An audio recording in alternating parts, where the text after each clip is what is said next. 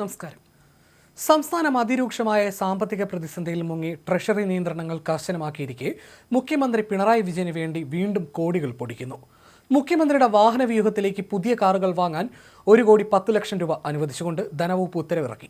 10 ലക്ഷം രൂപയിലധികം വരുന്ന ബില്ലുകൾ പാസാക്കാൻ പോലും ധനവകുപ്പിന്റെ പ്രത്യേക അനുമതി നിർബന്ധമാക്കിയുള്ള ട്രഷറി നിയന്ത്രണങ്ങൾ നിലനിൽക്കുമ്പോഴാണ് ഈ നിയന്ത്രണങ്ങളെല്ലാം കാറ്റിൽ പറത്തി അധിക ഫണ്ടായി 1,10,00,000 രൂപ അനുവദിച്ചിരിക്കുന്നത്.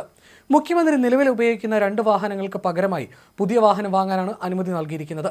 നിലവിൽ മുഖ്യമന്ത്രി സഞ്ചരിക്കുന്നത് കിയ കാർണിവൽ എന്ന ലക്ഷറി MPVയിലാണ്. ഇതിനു മുമ്പ് 2022 മുഖ്യമന്ത്രിയുടെ വാഹന വ്യൂഹത്തിലേക്ക് പുത്തൻ വണ്ടികളെത്തിയത്. അന്ന് 33.30 ലക്ഷം രൂപ മുടക്കി കാർണിവലിന്റെ ഉയർന്ന വകഭേദമായ ലിമോസിൻ പ്ലസ് വാങ്ങിയിരുന്നു. നേരത്തെ 3 ഇനോവ ക്രിസ്റ്റ കാറുകളും ടാറ്റ ഹാരിയർ കാറും വാങ്ങാൻ 62.46 ലക്ഷം രൂപ അനുവദിച്ച ഉത്തരവ് പരിഷ്കരിച്ചാണ് കിയ ലിമോസിൻ വാങ്ങിയത്. അന്ന് തന്നെ ചെലവ് 88.69 ലക്ഷമായി ഉയർന്നിരുന്നു. 33.31 ലക്ഷം രൂപയാണ് കാർണിവലിന്റെ ചെലവ്. സംസ്ഥാനം ട്രഷറി നിയന്ത്രണങ്ങളുടെ ശ്വാസമുട്ടലിൽ അമർന്നിട്ട് 4 മാസമായി. കഴിഞ്ഞ ഓഗസ്റ്റ് 19 മുതൽ ഏർപ്പെടുത്തിയ പ്രധാന നിബന്ധന 10 ലക്ഷം രൂപയിൽ കൂടുതലുള്ള ഒരു ബിൽ പാസ്സാക്കണമെങ്കിൽ ധനവകുപ്പിന്റെ പ്രത്യേക അനുമതി വേണം എന്നതായിരുന്നു. ഈ കർശന നിയന്ത്രണം ഇന്നും തുടരുമ്പോൾ മുഖ്യമന്ത്രിയുടെ ആഡംബര കാറിന് വേണ്ടി മാത്രം ധനവകുപ്പ് പൂട്ട് തുറന്നു കൊടുത്തിരിക്കുകയാണ്.